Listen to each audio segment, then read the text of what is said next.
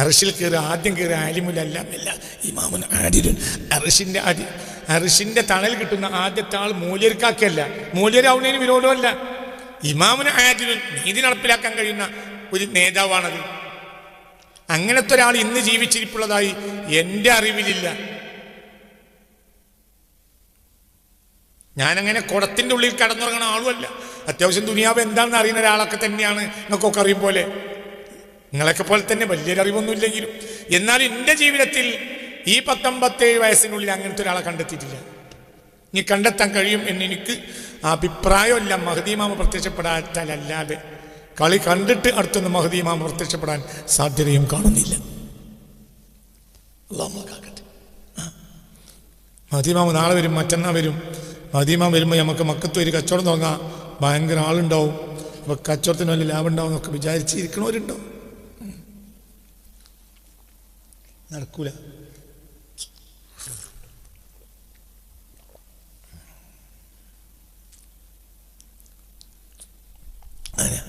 അപ്പൊ നോക്കൂ നിങ്ങൾ, എൻ്റെ ആവശ്യവും വഹാജുൽ മുസ്ലിമീന, മുസ്ലിങ്ങളുടെ ആവശ്യവും അഹൽത്തുഹു, ഞാൻ തങ്ങളെ ഏൽപ്പിച്ചു. എല്ലാ ആവശ്യങ്ങളും ഞാൻ തങ്ങളെ ഏൽപ്പിച്ചു. ഫഹാജി വഹാജുൽ മുസ്ലിമീന അഹൽത്തുഹു അലൈക ഫത്വബതുൻ നഫ്സ ഹുറം സർമദാ. ഞാൻ എൻ്റെ ആവശ്യങ്ങൾ അങ്ങേ ഏൽപ്പിച്ചു. വഹാജുൽ മുസ്ലിമീന, മുസ്ലിമീങ്ങൾ ആവശ്യവും അഹൽത്തു, ഞാൻ അങ്ങയുടെ മേൽ ഇറക്കി വെച്ചു, അങ്ങേ ഏൽപ്പിച്ചു. അലൈക, അങ്ങയുടെ മേൽ. ഫത്വബതു, അപ്പോൾ ഞാൻ എന്തായി? ഞാൻ റാഹത്തുള്ളവനായി, അന്നഫ്സ, ആത്മാവിനാൽ, ഹുറൻ, ഞാൻ തന്നെ സ്വതന്ത്രനായ നിലയിൽ, മുസർമദൻ എന്നു. അങ്ങേനെ ഏൽപ്പിച്ചോടുകൂടി ഏൽപ്പിച്ചാൽ ദുനിയാവിലും ആഖിറത്തിലും എനിക്ക് പിന്നെ പ്രശ്നം ഉണ്ടാവില്ല. എന്തുകൊണ്ട്? കാര്യം അവിടെ ഏൽപ്പിച്ചിട്ടുണ്ട്. അവിടുന്ന് കാര്യം ഏൽപ്പിച്ചാൽ നടത്തി തരുന്ന ആളുമാണ്. അതുകൊണ്ട് ഏൽപ്പിച്ച എനിക്ക് സന്തോഷമാണ്. ഒരർത്ഥം എന്ത്? ഫത്വബത്തുൻ നഫ്സ എന്ന് പറയുമ്പോൾ അതാണ് അർത്ഥം. നീ ത്വിബത്താന്നും വെക്കാം. ഫത്വബത്തൻ നഫ്സ ഹുറം സർമദാ. ഫത്വബത്തൻ നഫ്സ, നഫ്സിനാൽ അങ്ങ് ത്വയ്യിബായ ആളാണല്ലോ. ഹുറൻ, അങ്ങ് തന്നെ സ്വതന്ത്രനായ നിലയിൽ, മുസർമദൻ എന്നെന്നും. അസൽ മുതൽ അബദ് വരെയും അങ്ങ് സ്വതന്ത്രനാണ്. കെട്ടുപാടുകളില്ല നീതി നടപ്പിലാക്കാൻ. മനസ്സിലായില്ലേ പറഞ്ഞത്? ഫമല്ലം അകുൻ അദിൽ ഫമൻ യഅദിൽ എന്ന് മുസ്തഫ നബി ചോദിച്ചില്ലേ സല്ലല്ലാഹു അലൈഹി വസല്ലം. ദുൽഖുവൈസിറയോട് ചോദിച്ചില്ലേ, ഞാൻ നീതി നടപ്പിലാക്കില്ലെങ്കിൽ ആരടാ പിന്നെ നീതി നടപ്പിലാക്കുക? മുസ്തഫ നബി ചോദിച്ചില്ലേ, യഅദിൽ യാ മുഹമ്മദ് എന്ന് പറഞ്ഞില്ലേ? അയാൾ തമീം ഗോത്രക്കാരനായ ഒരാൾ ഹബീബ നബിയോട് പറഞ്ഞു, കാന യുഖസ്സിമു നബിയ്യു സ്വല്ലല്ലാഹു അലൈഹി വസല്ലം അംവാലൽ ഗനീമ, ഗനീമത്തിന്റെ മുതൽ ഓരി വെക്കുന്ന നേരത്തെ ഹബീബ റസൂലുള്ളാഹ്. അപ്പോൾ അയാൾ എന്ത് പറഞ്ഞു? യഅദിൽ യാ മുഹമ്മദ് സ്വല്ലല്ലാഹു അലൈഹി വസല്ലം, മുഹമ്മദ് നീതി ചെയ്യും. അപ്പോൾ ഹബീബ് എന്ത് പറഞ്ഞു? സ്വല്ലല്ലാഹു അലൈഹി വസല്ലം, ഫമൻ ലം അകുൻ അദിൽ ഫമൻ യഅദിൽ.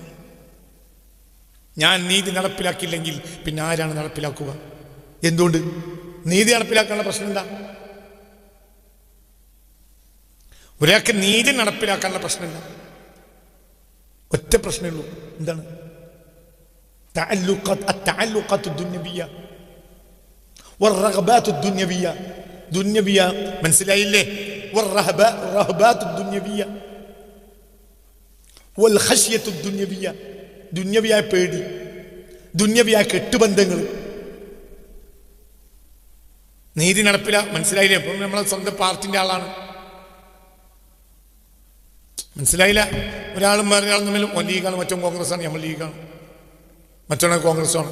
അപ്പം നമ്മളിവിടെ ഇവന് ചാരി ഒപ്പിച്ചു കൊടുത്തില്ലെങ്കിൽ പാർട്ടി നമ്മളെ വെറുക്കും. പാർട്ടിയുടെ എന്താ പറയുക, പാർട്ടിയുടെ ഒരു അഭിമാന പ്രശ്നമാണ്. അപ്പം പാർട്ടിനോട് ബന്ധം കൊണ്ട് നീതി നടപ്പിലാക്കാൻ കഴിയില്ല. ഒന്ന് തിരിച്ച് നമ്മൾ ലീഗാണ്, മറ്റോ കോൺഗ്രസ്സാണ്. കോൺഗ്രസും നമ്മൾ തമ്മിലൊരു ഒപ്പിച്ചു പോകുന്ന ഒരു പോവുകയാണ്. ഇപ്പോൾ നമ്മൾ ഇവിടുത്തെ പ്രധാനപ്പെട്ട ആളുമാണ്. ആ നീതി കോൺഗ്രസിന് അനുകൂലമായി നടപ്പിലാക്കിയിട്ടില്ലെങ്കിൽ ഈ കൊല്ലം തന്നെയാണ് തെരഞ്ഞെടുപ്പ്. 2024 തെരഞ്ഞെടുപ്പ് കഴിഞ്ഞിട്ട് പിന്നെയാണ് പ്രശ്നമെങ്കിൽ നമുക്ക് നീതി നടപ്പിലാക്കി നടക്കൂല. ഒരു തെറ്റിയാൽ നമുക്ക് പ്രശ്നമാണ്. അപ്പോൾ നമ്മളെ ആളുകൾ മുഴുവൻ നമ്മളോട് പറയും, ആ നിയമം പറഞ്ഞതുകൊണ്ടാണ് ഇപ്പം നമുക്ക് MP സ്ഥാനം MLA കുറഞ്ഞ് വലിയ പ്രശ്നത്തിലാണ് നമ്മൾ. അപ്പം അവിടെയും പ്രശ്നം. അപ്പോൾ നീതി നടപ്പിലാക്കാൻ കഴിയില്ല. നീ തിരിച്ച് കോൺഗ്രസ്സുകാരനാണ് നീതി നടപ്പിലാക്കേണ്ട ജഡ്ജി, മനസ്സിലായില്ലേ? ഈ നാട്ടു മധ്യസ്ഥൻ, അയാൾക്കും കഴിയില്ല. കമ്മ്യൂണിസ്റ്റുകാരനാണ്, അയാൾക്കും കഴിയില്ല. ഇതൊന്നുമില്ല, മുതലാളിയാണ്, നടക്കൂല. എന്തുകൊണ്ട്? ലീഗും അല്ല, കോൺഗ്രസും അല്ല, കമ്മ്യൂണിസ്റ്റും അല്ല. പക്ഷേ പ്രശ്നമുണ്ട്. മനസ്സിലായില്ലേ പറഞ്ഞത്? ഇല്ലെങ്കിൽ നേരം വെളുത്താൽ മറ്റൊരു വണ്ടി വരും പെട്ടെന്ന്. മനസ്സിലായില്ല? നേരെ പെട്ടെന്ന് അനങ്ങാൻ പാടില്ല, അവിടെ ഇരുന്നോളി, ചോറും ചായയും ഒന്നും ഉണ്ടാക്കണ്ട, ഞാൻ ചോറും ചായയൊക്കെ ഞങ്ങൾ വാങ്ങിത്തരും. വീടാകെ അരിച്ച് പരിശോധിക്കും. അങ്ങനെ വന്ന് കയറുന്ന ഒരു കൂട്ടരുണ്ട്, എന്തായാലും വരും,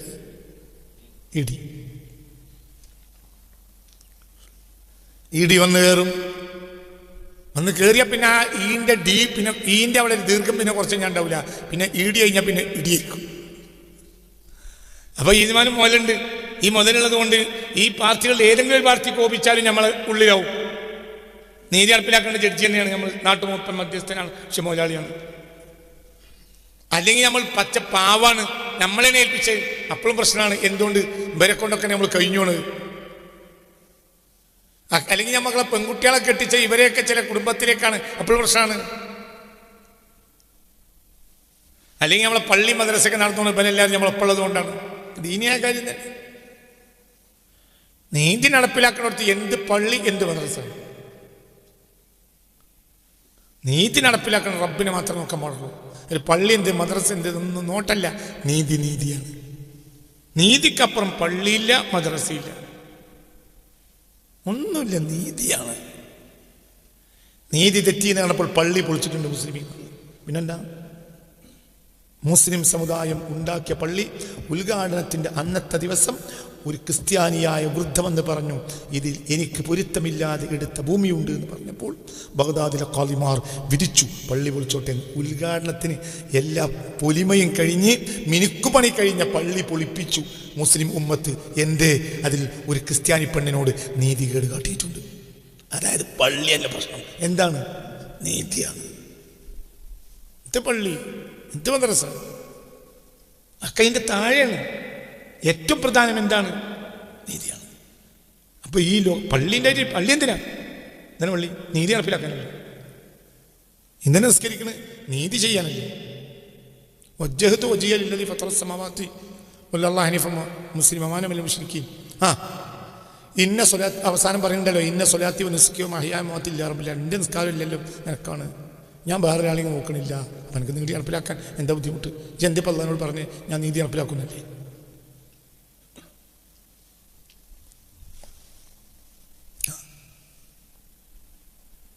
എന്ത് ചെയ്യാം? 4 പെണ്ണിട്ട എന്ത് വേണം? നീതി നടപ്പിലാക്കണം. നീതി ഇല്ലെങ്കിൽ ഒരു പെണ്ണിട്ട നടക്കൂല. ഉറങ്ങാതെ ഇബാദത്ത് ചെയ്യുമെന്ന് പറഞ്ഞ ആളോട് ഹബീബ റസൂൽ എന്താ പറഞ്ഞ്? വ ഇന്ന ലിസൗജിക അലൈക ഹഖൻ, ഭാര്യയോട് നിനക്ക് നീതി നടപ്പിലാക്കേണ്ടതുണ്ട്. പെണ്ണുങ്ങളെ കെട്ടി പെരിയിലാക്കിയിട്ട് പള്ളിക്ക് വന്നാണ്ട് ഇങ്ങനെ മേന്ന് അറിഞ്ഞിരിക്കല്ലേ വേണ്ടത്. പെണ്ണെടുത്ത് പോകണം. ഇയാളെന്താ കാട്ടിയത്? പ്രേമാട്ടുമ്പോൾ പോയി തരുന്നു. ഈ സഹാബി എന്താ ചെയ്തത്? കുട്ടി, ഈ സഹാബിയുടെ ഖബർ അലക്സാണ്ട്രിയയിലെ റൂട്ടിൻ്റെ നടുവില.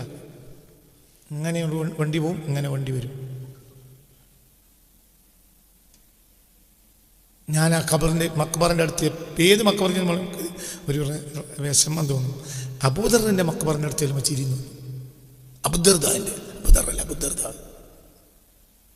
ഉമ്മുദ്ദർദാഹിനെ ഒരു കുടുംബക്കാരൻ കണ്ടപ്പോൾ ഉമ്മുദ്ദർദാ വളരെ മോശപ്പെട്ട വസ്ത്രം ധരിച്ചിട്ടുണ്ട്. അപ്പോൾ ചോദിച്ച്, എന്തെങ്കിലും പറ്റ കോലം കെട്ട മാതിരി. അപ്പോൾ ലിമൻ ഉസയ്യിനു ലഹു യാ വലദി, ആർക്ക് വേണ്ടി അങ്ങടെ വസ്ത്രം ധരിച്ചു? അഹൂക അബൂദർദാ, എൻ്റെ കാക്കണ്ടല്ല അബൂദർദാഹിന്. മൂപ്പർക്ക് സുജൂദെന്ന് തല വലിച്ചിട്ട് നേരല്ല. കാര്യം തന്നെ സുജൂദ് കടന്നിട്ട് മൂപ്പര് സുജൂദ് കടന്ന് കാര്യമാവും പറഞ്ഞു. പിന്നെ ഞാൻ ഇവിടെ നല്ല കുപ്പായിട്ടിരിക്കണം എന്തിനാ? മുസ്തഫ, അയാൾ പോയി റസൂലുള്ളാഹിന്റെ അടുത്ത്, ഞാൻ നിൻ്റെ കാക്കാൻ്റെ പരിയിൽ പോയിരുന്നു, താത്ത അങ്ങനെ പറഞ്ഞു. പിന്നെ എന്നെ വിളിക്കും. കള്ളു ചപ്പ് പോയിനോ? അബൂദർദാ ഇല്ല, നിർത്തിക്കളാണ്. എൻ്റെ ഇപ്പരും നിർത്തിക്കളാണ്. എൻ്റെ ആ സുജൂദ് കടന്ന കാര്യത്തിൽ നിർത്തിക്കളാം. എൻ്റെ ആവശ്യമില്ല. പെണ്ണുങ്ങളെ കെട്ടിയിട്ട് പെരിയിലിട്ടിട്ട് പിന്നെ സുജൂദ് കടന്ന കാര്യരുത്.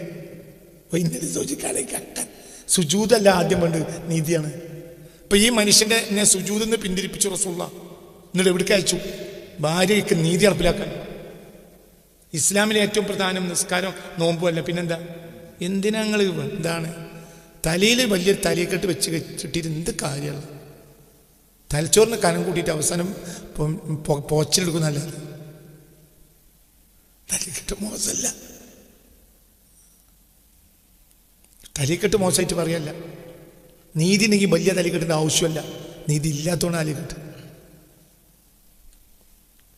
നീതി ഉണ്ടാകുമ്പോൾ ഉണ്ടെങ്കിൽ തല മറക്കാൻ മാത്രമുള്ള ചെറിയ തലക്കെട്ട് മതിയാവും. ഇപ്പം നമ്മളെപ്പോലത്തെ ആളുകളെ കാലത്ത് വലിയ തലക്കെട്ട് തന്നെ മതിയാണില്ല. തലക്കെട്ടിനെ കുറ്റം പറഞ്ഞല്ല, ഇതിനേക്കാളൊക്കെ വലിയ നീതിയാണ്. ഒരു ടവ്വൽ തലയിലിട്ടു, വലിയ തലക്കെട്ടൊന്നും അയാൾ കിട്ടിയില്ല. പക്ഷെ അയാളടുത്ത് ഉള്ള കാര്യങ്ങളിലൊക്കെ അയാൾ നീതി നടപ്പിലാക്കുമെങ്കിൽ ലോകം മുഴുവനും തലക്കെട്ടില്ലാത്തതിൻ്റെ പേരിൽ ഇയാളടുത്ത് പോകാതെ വെക്കൂല. നിങ്ങളിൻ്റെ കൂടെ അല്ല, മനസ്സിലായില്ലേ? ചിന്തിക്കണം. ഒരു മനുഷ്യന് തലക്കെട്ടില്ല, തല തുറന്നിട്ടായിരിക്കണേ. എപ്പോഴെങ്കിലും തലയിൽ തന്നെ ടവല് കെട്ടും. പക്ഷെ എന്തുണ്ട് പറയേ? നീതിയുണ്ട്, അതിന് വ്യത്യാസമില്ല. അപ്പൊ ഞാൻ സുന്നത്തിനെ ആക്ഷേപിച്ചു എന്നൊക്കെ പറഞ്ഞ് നിങ്ങൾക്ക് ബഹളം കൂട്ടാൻ പല വഴിയുണ്ട്. ഇതിലിപ്പോൾ ബഹളം കൂട്ടാൻ പറ്റുന്ന ആളാണ് കാസിമി ഉസ്താദ്. കാസിമി എന്താണ് അയാൾ എന്ത് ചെയ്തു? തലക്കെട്ടിനെ കുറ്റം പറഞ്ഞു, അങ്ങനെയൊക്കെ പറയാം. പക്ഷെ അതൊന്നും ഇവിടെ കാര്യമല്ല. ഇസ്ലാമിൽ വേണ്ടത് എന്താണ്? നീതിയാണ്. അല്ലാഹു സുബ്ഹാനഹു വ തആല മനുഷ്യർക്ക് ദീനും ഖുർആനും നൽകിയത് നീതിക്ക് വേണ്ടിയാണ്. യഖൂമന്നാസു ബിൽ ഖിസ്ത്, ദീൻ വന്നത് ലിയഖൂമന്നാസു ബിൽ ഖിസ്തി, ജനങ്ങൾ നീതിയോടുകൂടെ നിലനിൽക്കാൻ വേണ്ടിയാണ്. അള്ളാഹ്ക്ക് വേണ്ടത് എന്താണ്? നീതിയാണ്. മനസ്സിലായില്ലേ? ചിന്തിക്ക്. അപ്പോൾ തന്നെ എന്തുകൊണ്ട് നീതി നടപ്പിലാക്കാൻ കഴിഞ്ഞു? ഹുറാണ്. നബിയെ അങ്ങേ ഞാൻ ഏൽപ്പിച്ചു, നീതിയോടുകൂടെ അങ്ങ് കാര്യങ്ങൾ ചെയ്തു തരും, ജീവിച്ചാലും മരിച്ചാലും അങ്ങനെയാണ് ഞങ്ങളെ മരിച്ചത്. ഞങ്ങൾക്ക് അങ്ങ് മരിച്ചിട്ടില്ല, ഇന്ത്യക്കാർ മാത്രമേ ഉള്ളൂ, ഞങ്ങൾക്ക് നിങ്ങൾ മരിച്ചിട്ടില്ലല്ലോ. റസൂൽ അങ്ങനെ മരിക്കൂ? ഷഹീദ് മരിക്കൂലെന്ന് ഖുർആനിലുണ്ട്, പിന്നെ റസൂൽ മരിക്കൂ? റസൂൽ തൊട്ട് ഷഹീദും ആയില്ല, മരിച്ചും പോയി. അങ്ങനെ ഉണ്ട്.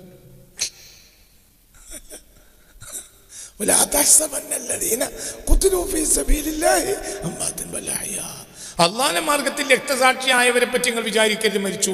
അവർ ജീവിച്ചുകൊണ്ടേയിരിക്കണം. എന്റെ റബ്ബിയും റിസഖൂൻ, റബ്ബിന്റെ അടുക്കൽ റിസഖ് അവർക്ക് നൽകപ്പെട്ടുകൊണ്ടേയിരിക്കുന്നുണ്ട്, റിസഖും നൽകുന്നുണ്ട്. അപ്പൊ അവർക്ക് മർസൂഖീങ്ങളാണ്, അവർക്ക് റിസഖും ഉണ്ട്. മനസ്സിലായില്ലേ?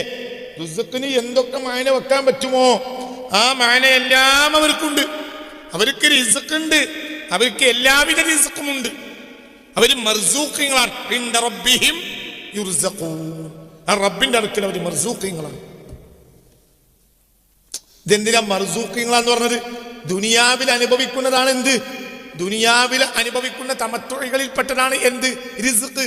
ഇതവർ മരിച്ചിട്ടും അനുഭവിക്കുന്നുണ്ട്. പറഞ്ഞാൽ നിങ്ങൾ വിചാരിച്ച കേവലം ഒരു ജീവിതമല്ല വലുത്, എല്ലാ റാഹത്തുള്ള ജീവിതമാണ്.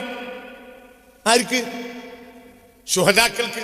ശുഹദാക്കൾ ജീവിച്ചിരിക്കുമ്പോൾ പിന്നെ റസൂൽ വഫാത്താവും, സുഖം മരിക്കൂലല്ലോ. പറയും മനുഷ്യന്മാര്, ശുഹദാക്കൾ എന്തിനാ ശുഹദാ ആയത്? റസൂലുള്ളാഹിക്ക് വേണ്ടി. റസൂൽ മരിച്ചോളൂ, ശുഹദാക്കളൊക്കെ ജീവിക്കാം. ശുഹദാക്കൾ പരലോകത്ത് പോയിട്ട് അന്വേഷിക്കാം. പിന്നെ നബി അങ്ങനെ വഫാത്തായത്? നബി പരിയും തന്നെ. നബിക്കാട്ടെ നമ്മളെ കൂട്ടത്തിൽ എത്താൻ കഴിഞ്ഞില്ല, അങ്ങനെ ഉണ്ടാവുക പോയത്തക്കാര്. എന്തിന് ആലിമ മരിക്കൂല? കാരണം ശുഹദാക്കളാരാ? മൂന്നാം കാറ്റഗറി അല്ലേ. ശുഹദാക്കളെ മേലെയാണ് ആര്? ഉലമാവ്. അതിന്റെ മേലെയാണ് മുത്ത് റസൂലുള്ളാഹ്. മനസ്സിലായില്ല? ഒന്നാം കാറ്റഗറി അമ്പിയാക്കളത്, രണ്ടാം കാറ്റഗറി ഉലമാവ്, അവരാണ് സിദ്ദീഖീങ്ങൾ. യഥാർത്ഥ ആലിമ സിദ്ദീഖാണ്. മൂന്നാം കാറ്റഗറിയാണ് എന്ത്? ശുഹദാക്കൾ മരിക്കൂലെങ്കിൽ ആരും മരിക്കൂല. ഉലമാ ഉണ്ടായതുകൊണ്ടല്ലേ ഇവന് മരിക്കാൻ കഴിഞ്ഞ്. സത്യത്തിന് വേണ്ടി അടരാടണം എന്ന ബോധം ഷഹീദിന് എപ്പോഴുണ്ടായത്? ആലിമിന്റെ ഉത്തരവാദിത്വം നിർവഹിച്ചപ്പോഴല്ലേ? കുട്ടി, ആലിമിന്റെ ഉത്തരവാദിത്വം നിർവഹിച്ചത് കൊണ്ടാണ് നേരിന് വേണ്ടി അടരാടണം എന്ന ബോധം മറ്റുള്ളവർക്കുണ്ടായത്. ചിലപ്പോൾ ആലിം അടരാടും. യൂറോപ്യൻ അധിനിവേശത്തിനെതിരെ അടയാടി ഉമർ മുഖ്താർ 20-ാം നൂറ്റാണ്ടിലെ ഖാദിരിയാണ്, ഷെയ്ഖുൽ ഖാദിരിയാണ്, ഖാദിരി ത്വരീഖത്തിലെ ഷെയ്ഖാണ് ഉമർ മുഖ്താർ. അതും സുന്നികൾ പഠിച്ചില്ല. സുന്നികൾ പഠിക്കാതിരിക്കാൻ ഒരു കാരണമുണ്ട്, അതിനും കാരണമുണ്ട്. ഈജിപ്തിൽ നിന്നും മറ്റും വന്ന ചില സിനിമകൾ ഇവിടെ 980-കളിൽ പ്രദർശിപ്പിച്ചു, റോഡ് സൈഡിൽ മുഴുവനും. ആരാ പ്രദർശിപ്പിച്ചത്? ചില വഹാബി ഗ്രൂപ്പുകൾ ഉമർ മുഖ്താറിന്റെ പേരിൽ. ഈ ഉമർ മുഖ്താർ ആരാ? സുന്നികളെ നേതാവ്, ഖാദിരി ത്വരീഖത്തിന്റെ ഷെയ്ഖ്. അപ്പൊ ഈ വിവരവും അന്തമില്ലാത്ത അന്തം കുളത്തെ തവളയായി കിടക്കുന്ന ഈ സുന്നികൾ വിചാരിച്ചു എന്ത്? ഉമർ മുഖ്താർ വഹാബിയായിരിക്കും, ഖാദിരി ത്വരീഖത്തിന്റെ ഷെയ്ഖാണ്. നമ്മൾ താരീഖ് പഠിച്ചതേയില്ല. ഫിഖ് പഠിച്ചു നല്ലതന്നെ, പക്ഷെ താരീഖ് പഠിക്കണം. ഫിഖ് നല്ലതാണ്, ദീനി മസാലകൾ പഠിക്കാൻ നല്ലതാണ്, പക്ഷെ താരീഖ് പഠിക്കണം. താരീഖ് പഠിച്ചില്ലെങ്കിൽ നമ്മളെ ആളുകൾ ആരാണ്, അവരെ സമാനേതാണ് എന്നറിയില്ല. ഒരാൾ എന്ത് പറഞ്ഞാലും ആദ്യം അയാൾ സമാൻ അന്വേഷിക്കണം. ഏത് സമാൻ? ഞാനൊരു വ്യക്തിയെ പറ്റി പറയുമ്പോഴത്തിന് വേഗം പറയും ഇന്നാലിന്ന കാലക്കാരൻ, അല്ലാത്ത പ്രഭാഷണം നടത്താറില്ല. ഏകദേശം അയാൾ ആരാണെങ്കിലും, അയാൾ യൂറോപ്യനാവും, അയാൾ മുസ്ലിം ആവും, ആരാണെങ്കിലും വേഗം താരീഖ് തപ്പും, വേഗം തപ്പും താരീഖ്. എന്തുകൊണ്ട്? താരീഖിനൊരു വിലയുണ്ട്, സമാനിനും ഒരു വിലയുണ്ട്. അതാരാണ് ഈ സമാനിന് വില? കാഫിർ എന്നും ഒരു കാഫിറല്ല, അങ്ങനെ വിചാരിക്കണ്ട. നിരീശ്വരവാദി ഒന്നും എന്നും ഒരു നിരീശ്വരവാദിയല്ല. നിരീശ്വരവാദിയല്ല ഒരേപോലെയാണ്, നിരീശ്വരവാദി അല്ല. ദൈവത്തിൽ വിശ്വാസമില്ലാത്ത നിരീശ്വരവാദികളെ ചരിത്രം ഞാൻ പഠിച്ചിട്ടുണ്ട്, പക്ഷെ അവർ മതത്തെ സംരക്ഷിച്ചിട്ടുണ്ട്. എന്തുകൊണ്ട്? മതം കൊണ്ടാണ് ലോകത്ത് ധർമ്മം നിലനിൽക്കുന്നത്. അത് ഞങ്ങൾക്ക് നിലനിർത്താൻ കഴിയില്ല. ലോകത്ത് ആവറേജ് ധർമ്മം ഉണ്ടായാലേ നമ്മളെ പെൺകുട്ടികൾക്കും ആൺകുട്ടികൾക്കും കൂടെ ജീവിക്കാൻ കഴിയുള്ളൂ. ഇയാളാരാ? നിരീശ്വരവാദി.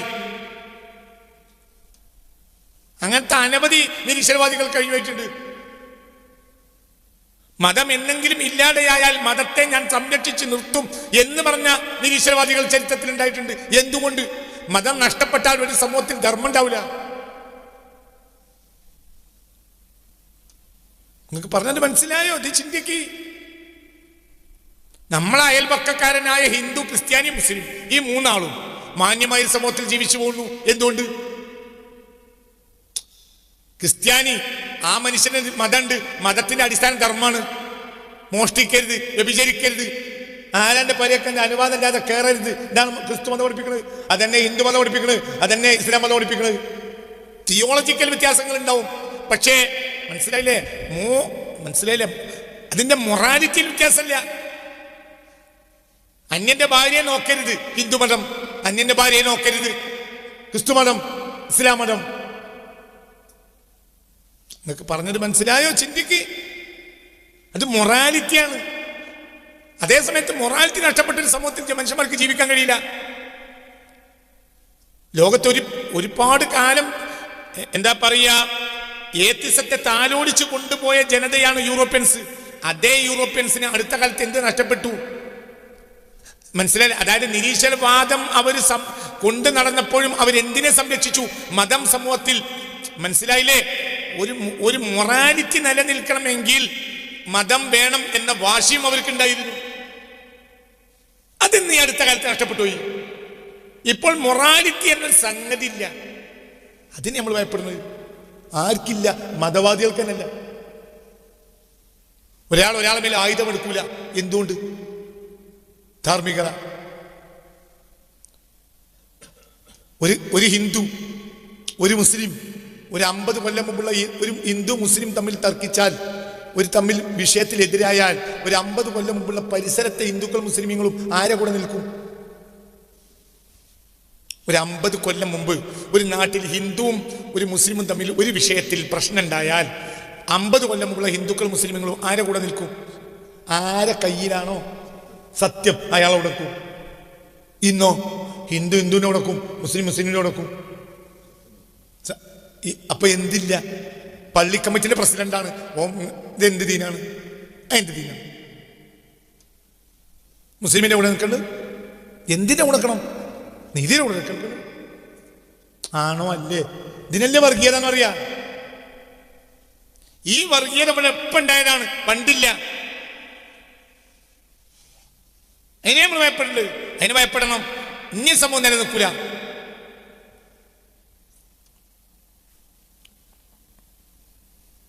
അത് നമ്മൾ ഭയം. ഗാന്ധിജി എന്ന മനുഷ്യനെ നമ്മൾ ബഹുമാനിക്കുന്നു. എന്തുകൊണ്ട്? എന്തുകൊണ്ട്? ഞാൻ ഗാന്ധിജിയെ പറ്റി എത്ര പ്രഭാഷണം നടത്തിയിട്ടുണ്ട്. പുസ്തകം എഴുതാൻ നിൽക്കുക ഗാന്ധിജിയെ പറ്റി. ഞാൻ ഗാന്ധിജിയെ കുറിച്ച് പുസ്തകം എഴുതാൻ കാത്തിരിക്കുകയാണ്. എന്തുകൊണ്ട്? ആരാണ്? ആരാണ്? നീതിമാനാണ്.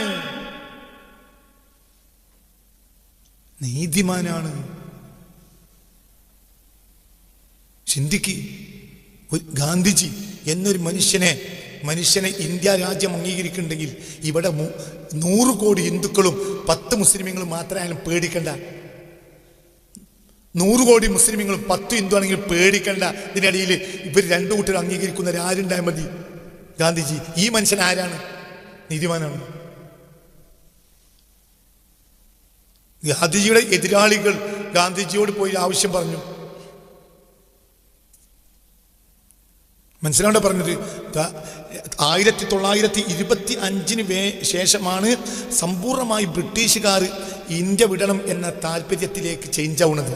ഇന്ത്യ അതിന് മുമ്പ് ഭരണത്തിൽ ഇന്ത്യക്കാർക്ക് പങ്കാളിത്തം ഉണ്ടാവണം മാത്രമേ കോൺഗ്രസ് വാദിച്ചിട്ടുള്ളൂ. ഈ അവസ്ഥയെ ആദ്യമായി കൊണ്ടുവരുന്ന നെഹ്റുവാ, ഗാന്ധിജിയല്ല. എന്തുകൊണ്ട്? സമൂഹം പാകപ്പെടാത്ത ഒരു സാഹചര്യത്തിൽ രാജ്യം നമ്മളെ ഏൽപ്പിച്ച് അവർ പോയി കഴിഞ്ഞാൽ നമ്മുടെ നാട്ടിൽ അരക്ഷിതാവസ്ഥ ഉണ്ടാവും എന്നൊക്കെ ഗാന്ധിജി ഭയപ്പെടുകയാണ്. ഈ അഭിപ്രായം ആര് പറഞ്ഞു? നെഹ്റു പറഞ്ഞു. ഈ അഭിപ്രായം അന്ന് ആർക്കില്ല? ഗാന്ധിജിക്കില്ല. പക്ഷെ നെഹ്റുവിനോട് ഗാന്ധിജി എന്ത് പറഞ്ഞു? നാഷണൽ കോൺഗ്രസ് യോഗം വിളിച്ചോളൂ, നിങ്ങളുടെ അഭിപ്രായം പറയും. നിങ്ങൾ അഭിപ്രായം എനിക്കില്ല, പക്ഷെ നിങ്ങൾ അഭിപ്രായം പറയണം. നിങ്ങൾ അഭിപ്രായം തുറന്നു പറയണം.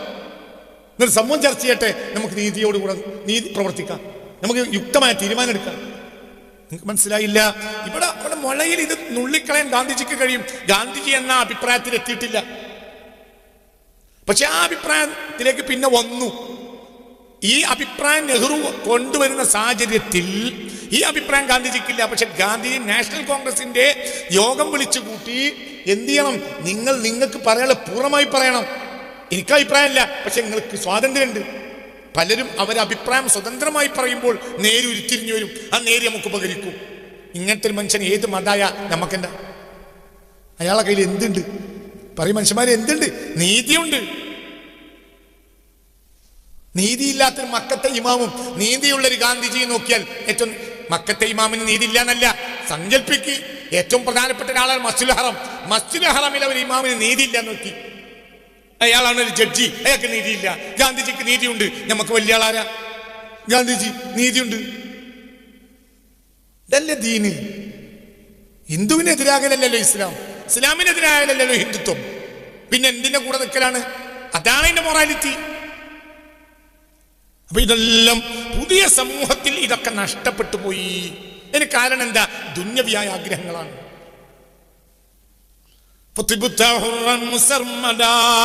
ഹബീബായ നബിക്ക് ഒരു കെട്ടുപാടുമില്ല, ഒന്നുമില്ല. സിദ്ദീഖിനെ ആക്ഷേപിച്ച ഗണം സമയം ഉണ്ടായിട്ടുണ്ട്.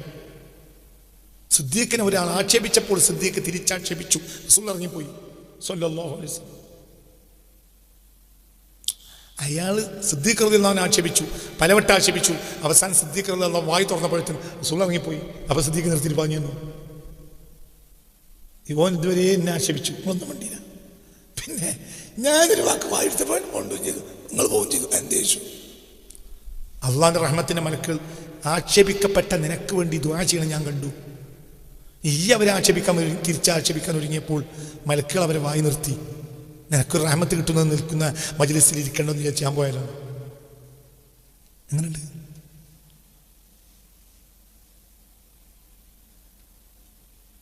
യുദ്ധം നടന്നു, കൊലപാതകങ്ങൾ നടന്നു, സ്വാഭാവികമല്ലേ? യുദ്ധം ലോകത്തില്ലാത്ത കാലം ഉണ്ടായിട്ടില്ല. നീതി നടപ്പിലാക്കാനുള്ള അവസാനത്തിൽ വാദ്യമാണ് യുദ്ധം. അങ്ങനെ തന്നെ ചെയ്തതൊക്കെ. പക്ഷെ അതേ സമയത്ത് യുദ്ധക്കളത്തിൽ അന്യ സമുദായക്കാരോ മറ്റുള്ളവരോ നിരീശ്വരവാദികളോ ആരാണെങ്കിലും ബഹുമാനിക്കണം നബി പഠിപ്പിച്ചു. ബഹുമാനിച്ചോളണം.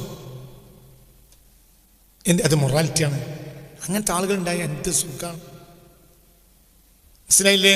അതിനെന്താ കാരണം? കെട്ടുപാടുകളില്ല. ഈ ആളുകളൊക്കെ നബിയെന്നാണ് പോയി. നബിക്കെന്താ? മക്കായിൽ നിന്ന് 18 കിലോമീറ്റർ അടുത്തുള്ള ഹുദൈബിയ വരെ എത്തി. ഇഹ്റാമിലാണ്. എന്ത് ചെയ്യണം? ഉംറ ചെയ്യണം. അപ്പോഴാണ് പ്രശ്നം ഉണ്ടായത്. മക്ക കിടക്കാൻ പറ്റൂല എന്ന് പറയാൻ മാത്രം മക്കാരില്ലെന്ന്. ഇവർ 1500 ധീരശൂരന്മാരുണ്ട്. ഒന്നാണ് കയറിയ പൊടി ഉണ്ടാവില്ല മക്കത്ത്. ഓരോ ദിവസവും നേരം വെളുക്കുമ്പോൾ ഒക്കെ ഇവർ വിചാരിക്കും ഇന്ന് മക്കയിൽ കയറാമെന്ന് നബി പറയുന്നു. ഓരോ ദിവസം കഴിഞ്ഞു. പിന്നെ ഉഭയകക്ഷി ചർച്ചകൾ നടത്തി. ചർച്ചകൾക്കൊടുവിൽ റസൂൽ തോറ്റെടുത്തു. അതവർ ചിന്തിക്കണില്ല. എന്തുകൊണ്ട് നബി തോൽക്കും? നബി എന്തിലാണുള്ളത്? എന്ത് ഇഹ്റാമിലാണുള്ളത്. അറക്കാനുള്ള അറവ് മൃഗങ്ങളെ വരെ കൊണ്ടുവന്നിട്ടുണ്ട്. നബി ഇഹ്റാമിലാണ്. അപ്പോൾ ഹബീബ നബി എന്ത് ചെയ്തു? കരാറുപ്പെട്ട് കൊടുത്തു.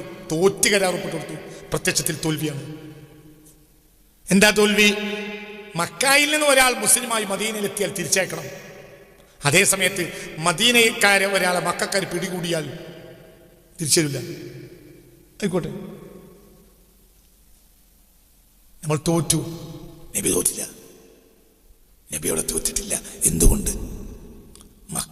മക്കയിൽ വന്ന ഒരാളെ മദീനയിലേക്ക് എത്തിയാൽ അയാൾക്ക് ഏറ്റവും ചുരുങ്ങിയത് മദീനക്കാരെ സ്വഭാവം മനസ്സിലാവും. അത് അയാൾ സ്വകാര്യമായി 4 ആളോട് പറഞ്ഞാലും അവിടെ ദീനുണ്ടാവും. മദീനക്കാരൻ ഒരാൾ മക്കത്ത് വന്ന് താമസിച്ചാലും മദീനക്കാരെ സൽസ്വഭാവം മക്കാർക്ക് മനസ്സിലാവും. അപ്പോഴും 4 ആൾ ദീനുണ്ടാവും. തോൽക്ക് നമ്മൾ വിട്ടൂലാർ. നബി വെട്ടിയാർ. എല്ലാവർക്കും ഇങ്ങനെ കൈ ഇങ്ങനെ അടിച്ച് ഒറ്റ അടിച്ച കഴിഞ്ഞ മക്ക തിരിച്ചു വന്നില്ലേ? എൻ്റെ അത് നബി അതാണ് മഹത്വം. അവിടെ അടി ഉണ്ടാക്കുക. ആ അടി ഉണ്ടായാൽ മക്കയിൽ ആണോ പെണ്ണോ ബാക്കിയാവില്ല. കാരണം അത്രയും ദേഷ്യത്തിലാണ് അവരുള്ളത്. ഇവർക്ക് അതിന് കഴിയും ചെയ്യും. മക്കാർ ഇപ്പം ദുർബലരാണ്. നേതാക്കളെന്ന് പറയാൻ ആരും മക്കത്തില്ല. അത് നശിക്കാൻ പാടില്ല നാട്. പിന്നെ അവർ തന്നെ എന്ത് ചെയ്തു? കരാർ ലംഘിച്ചു. പിന്നെ ആയുധമില്ലാതെ നബിയും 10,000 ആളുകളും കയറി വന്നു. പിന്നെ ആയുധം എടുക്കേണ്ടി വന്നില്ല. എന്നിട്ട് നബി എന്ത് ചെയ്തു? അതൊക്കെയാണ് അവിടെയൊക്കെ നബി പഠിക്കണ്ടേ. പിന്നെ നബി എന്ത് ചെയ്തു? നബി വരുമ്പോൾ പാട്ടുപാടി. അപൂർവമായ ഘട്ടത്തിൽ നബി പാട്ടുപാടും. പാട്ടുപാടുന്ന ഒരാൾ കൊല്ലുന്നു വിചാരിക്കും. أنا نبي لا كذب أنا بن عبد المطلب أنا نبي لا كذب أنا بن عبد المطلب. ഞാൻ പാടിയതുകൊണ്ട് ചൊക്കില്ല. നബിയേക്കാൾ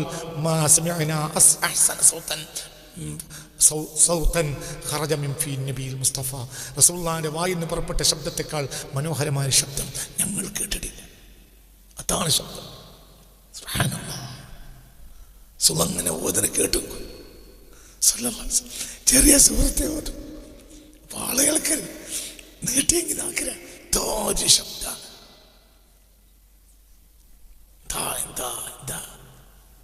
ഒരാൾ റസൂലുള്ളാഹിനെ സ്വപ്നം കണ്ടു. സല്ലല്ലാഹു അലൈഹി വസല്ലം. ഒരാൾ റസൂലുള്ളാഹിനെ സ്വപ്നം കണ്ടു. ഒരു കുന്നിൻ മുകളിൽ റസൂൽ നിന്ന് ഖുർആൻ ഓതുന്നുണ്ട് എന്ന് എന്നോട് വന്ന് പറഞ്ഞു. കുന്നിന്റെ മുകളിൽ ഖുർആൻ ഓതുന്നു ഞാൻ കേട്ടു. ഏതാ? സൂറത്തുൽ അംബിയാ. ഹബീബായ റസൂലുള്ളാഹ് ഒരു കുന്നിൻ മുകളിൽ ഇരുന്ന് ഓതുന്നത് ഞാൻ സ്വപ്നം കണ്ടു എന്നൊരാൾ എന്നോട് പറഞ്ഞു. അപ്പൊ ഞാനോട് ചോദിച്ചു എങ്ങനെ ഉണ്ടായിരുന്നു? അപ്പൊ ഇയാൾ പറയാ, എല്ലാ പക്ഷി മൃഗാദികളും മനുഷ്യരും എന്തിന് കാറ്റും കരിയിലവും വരെ പറക്ക അങ്ങോട്ട് പറക്ക റസൂലുള്ളാഹിന്റെ അടുത്തേക്ക് സല്ലല്ലാഹു അലൈഹി വസല്ലം. മനസ്സിലായില്ലേ? ചിന്തിക്കാം. റസൂലുള്ളാഹ് ആ ശബ്ദത്തിലാ പാട്ടോടിയിരുന്നത്. അന നബിയുൻ ലാ കദിബ് അന ബിനു അബ്ദിൽ മുത്തലിബ് അന നബിയുൻ ലാ കദിബ് അന ബിനു അബ്ദിൽ മുത്തലിബ്. ഞങ്ങൾ അതൊക്കെ ആലോചിച്ചു നോക്കി. പുണ്യ മുഹമ്മദ് മുസ്തഫ സല്ലല്ലാഹു അലൈഹി വസല്ലം. എന്താ പിന്നെ ആ മനുഷ്യരെ ഉള്ളു കുളിർക്കൂലേ ആ ശബ്ദം കേട്ടാൽ? അങ്ങനെ വരുന്നൊരു മനുഷ്യൻ യുദ്ധം ചെയ്യൂലല്ലോ. എന്തിനാ പാട്ടോടിയത്? അവർ ഭയപ്പെടേണ്ട. മുണ്ടാതെ 8 കൊല്ലം മുമ്പ് ചീഞ്ഞളിഞ്ഞ ഒട്ടകത്തിന്റെ കുടൽമാല ഇട്ടവരും മണ്ണിന്റെ കൊട്ട തൻ സുജൂദ് കിടന്നപ്പോൾ കമഴ്ത്തിയവരും എന്നെ കൈബാലിയെ കാണാൻ വന്നപ്പോൾ ഓടിച്ചവരും എന്റെ തലക്ക് ജീവനോടെ ഇല്ലാതെ കൊണ്ടെന്നാൽ 100 ഒട്ടകത്തെ ഇനാം വിളിച്ചവരും ഇവരടുത്തേക്ക് വരിക. ഇപ്പൊ പാട്ടോടി വരിക. എന്തിന്? ഭയപ്പെടണ്ട. ഇത് നീതിമാനേ കഴിയുള്ളൂ. മനസ്സിലായില്ലേ? ഒന്നുമില്ല. നബിക്കാരോട് പറഞ്ഞു കൊടുക്കാണ്ട് ഞാൻ അത്ര തല വെട്ടിയെടുത്തിട്ട് കാണിച്ചു തരാം, ഒന്നുമില്ല. ഓരോ തല വെട്ടേണ്ട ആവശ്യം നബിക്കില്ല. നബി ഹുറാണ്, ഹുറൻ മുസർമദ, എന്നെന്നും എന്നെന്നും അങ്ങ് സ്വതന്ത്രനാണ്. അപ്പൊ രണ്ടർത്ഥം വെക്കാം. അങ്ങേ ഞാൻ ഏൽപ്പിച്ചാൽ ഞാൻ സ്വതന്ത്രനായി, അങ്ങ് എന്നിൽ നിന്ന് ഏറ്റെടുത്താൽ അങ്ങേതാനും സ്വതന്ത്രനാണല്ലോ. മനസ്സിലായില്ലേ? ഇന്നൊരാൾക്ക് ഒന്നും നടപ്പിലാക്കാൻ കഴിയാത്തത് എന്തുകൊണ്ടാണ്? നീതി നടപ്പിലാക്കാത്തത് ഒരു പ്രധാനമന്ത്രിക്കും കഴിയാത്തത് എന്തുകൊണ്ടാണ്? ഒന്നും സ്വതന്ത്രനല്ല. ഒരാൾക്കും നടക്കൂല, ഒരാൾക്കും നടക്കൂല. നോക്കി അൽഹംദുലില്ലാഹ്. ولملا وعز العبد عز مليكه فطوع يمين الكون عبدا مسودا لا يا رسول الله وارفع شكايتي إليك وحالي ما ترى العبد سودا فحاجي وحاج المسلمين أهلته عليك فطبت النفس حرا مسرمدا ثمانية طلق الوجه غير مكدري أروح وأغدودا لمن لن نكمدا. സമാനി എൻ്റെ കാലഘട്ടം തുൽഖുൽ വജ്ഹി, മുഖപ്രസന്നതയുടെ കാലഘട്ടമാണ്. ഹൊയ്റു മുഖദ്ദരിൻ, ഒരു കലർപ്പുമില്ലാതെ. എൻ്റെ കാലത്ത് ജീവിക്കണവർക്ക് ഒന്നും ഉണ്ടാവില്ല. ഒരു നന്മ ആഗ്രഹിക്കുന്നവനും എൻ്റെ കാലത്ത് അയാൾ ആഗ്രഹിച്ചത് കിട്ടാതിരിക്കൂല. എന്തുകൊണ്ട്? ഞാൻ അങ്ങനെ എല്ലാവർക്കും വേണ്ടിയും ഒരു ആത്മാർത്ഥമായി ദുആ ചെയ്യുന്നവൻ്റെ ഉത്തരത്തിന് വേണ്ടി ഞാൻ ദുആ ചെയ്യാറുണ്ട്. എനിക്ക് അല്ലാഹു തആല അങ്ങനത്തെ സ്ഥാനം തന്നിട്ടുമുണ്ട്. അപ്പം എൻ്റെ കാലഘട്ടം ഏതാണ്? കാലം ഏതാ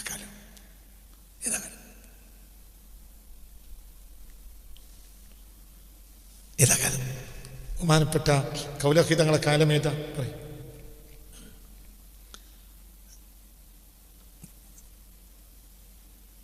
ഏതാണ് കാലഘട്ടം പറയും?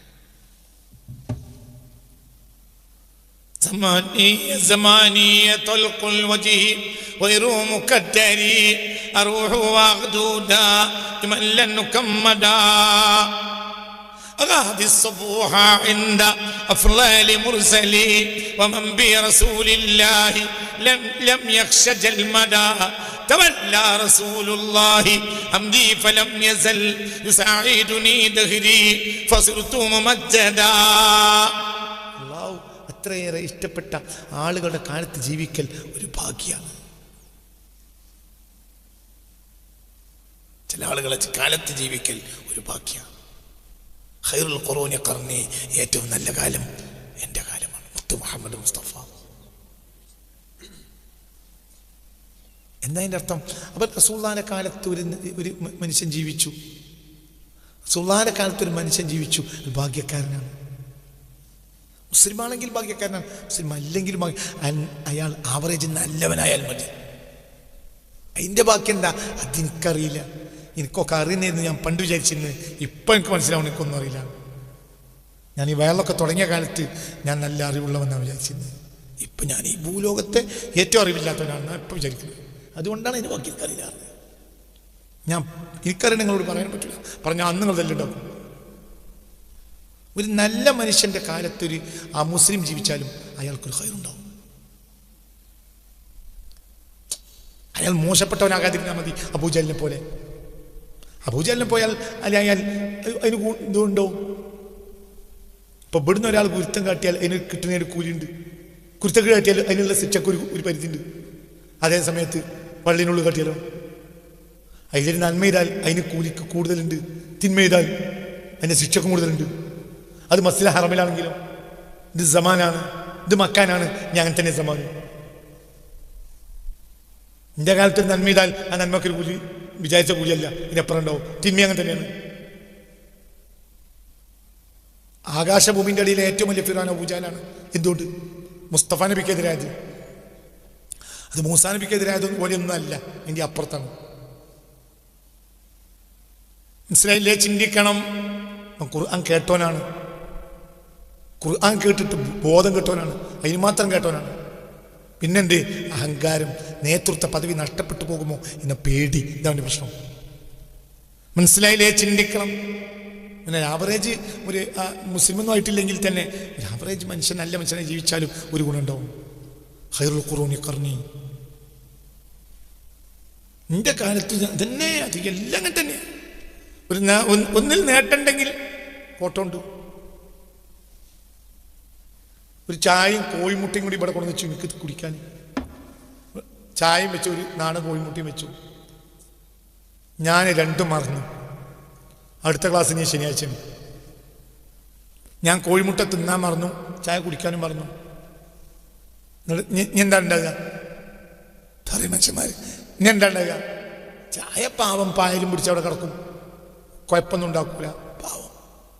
അത് കുടിച്ചാലും വലിയ കാര്യമല്ല, അത് അവിടെ ഇട്ട വലിയ നഷ്ടമല്ല, ഒരു കുഴപ്പമുണ്ടായില്ല. ഈ റൂമിൽ കയറിയ ഒരാൾക്ക് ഈ ഡെസ്കിൻ്റെ അടിയിൽ കുടിക്കാത്തൊരു ചായ പായൽ പിടിച്ച് കിടക്കുന്നുണ്ട് എന്ന് മനസ്സിലാവില്ല. അതേ സമയത്ത് കോഴിമുട്ട ഞാൻ തിന്നാതെ പോയി എന്നാലോ ഇന്ന് കുഴപ്പമില്ല, നാളെ ആകുമ്പോഴത്തേനും വാസന തുടങ്ങും. മറ്റന്നാളും പിറ്റന്നാളാകുമ്പോൾ ആ വാസന ഇവിടെ സഹിക്കാൻ കഴിയില്ല. അപ്പുറത്ത് ഓഫീസിൽ ഒരാൾ കയറി വന്നാൽ അയാൾ തന്നെ പറഞ്ഞു കൊടുക്കും, എത്തൊരു വാസന, ഇവിടെ ഒന്നും ഇല്ലല്ലോ, ഞങ്ങൾ അടിച്ചു പൊക്കി തിരഞ്ഞിട്ടാണല്ലോ, ഇവിടെ ഒന്നും ഇല്ലല്ലോ. എന്ത് കെട്ടതെന്താ? കോഴിമുട്ടയാണ്. പിന്നെ സഹിക്കാൻ കഴിയില്ല. അങ്ങനെ തന്നെ നന്മയും തിന്മയൊക്കെ. മനസ്സിലായില്ലേ പറഞ്ഞത്? റസൂലുള്ളാഹിന്റെ ഇന്നത്തെ കാലം പോലെയല്ല റസൂലുള്ളാഹിന്റെ കാലം. അതുപോലെ തന്നെയാണ് ഇബ്രാഹിം നിയാസിനെ പോലത്തെ റളിയല്ലാഹു അൻഹു ഒരാൾ ഭൂലോകത്ത് ജീവിക്കുമ്പോൾ ആ കാലം ഒരു പ്രധാനമായ കാലമാണ്. ഇനി മഹ്ദി ഇമാമിൻ്റെ കാലം, ഇനി മഹ്ദി ഇമാമിൻ്റെ ചിന്തിക്കുക. മഹ്ദി ഇമാമിനോട് കൂടെ ഒരാൾ പോയിട്ട് മഹ്ദി ഇമാമിനെ ചതിച്ചു വന്നാൽ എന്താ ശിക്ഷ? ഒരാൾ മഹ്ദി ഇമാമിൻ്റെ കൂടെ പോയി, ഞാനും പോരാറ് പോയി, പകുതി വഴിക്ക് തിരിച്ചു വന്നു, ഞങ്ങളില്ല. എന്നാലെന്താ? നമ്മളിപ്പോൾ ഒരു വഴിക്ക് പോയി, ഇനി പകുതി വഴി എത്തിയപ്പോൾ നിങ്ങൾ പറഞ്ഞു ഞങ്ങളില്ല. എന്താ പ്രശ്നം? മഹ്ദി ഇമാമിൻ്റെ ഒപ്പം പോയാലോ? മഹ്ദി ഇമാമിൻ്റെ ഒപ്പം പോയിട്ട് തിരിച്ച് വന്നാലോ? ഫലൻ യതൂബല്ലാഹു അലൈഹി അബദൻ, ആ വ്യക്തിയുടെ മേൽ ഒരു കാലത്തും അല്ലാഹു തആല തൗബ സ്വീകരിക്കുകയില്ല. എന്ത് അത്രയും വലിയ ആൾ സഹിച്ചു? ഇതേ വാക്ക് കൗലക്കിലേക്ക് ചുക്ക, അത്രയും വലിയ ആളാണ് കൗലക്ക്. മഹ്ദി ഇമാമാണെന്നല്ല, മഹ്ദി ഇമാമിൻ്റെ സ്ഥാനം ഉണ്ട് എന്നല്ല, ഇല്ല എന്നല്ല, അതൊക്കെ റബ്ബിനെ അറിയുള്ളൂ. ചെറിയ സ്ഥാനമൊന്നുമല്ല. മനസ്സിലായില്ലേ? ചിന്തിക്കണം. അതാണ് സമാനിയത്തുൽ വജ്ഹി.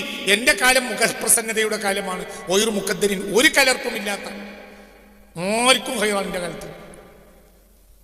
പ്രശ്നം ഉണ്ടാക്കാതിരുന്നാൽ മതി. പ്രശ്നം ഉണ്ടാക്കിയാൽ മതിയാക്കാവില്ല. സമാനിയ, മനസ്സിലായില്ലേ? ചിന്തിക്കി എന്ന്. സമാനിയത്തുൽ വജ്ഹി ഗൈറു മുഖദ്ദരി أروح وأغدو دائما لن نكمدا.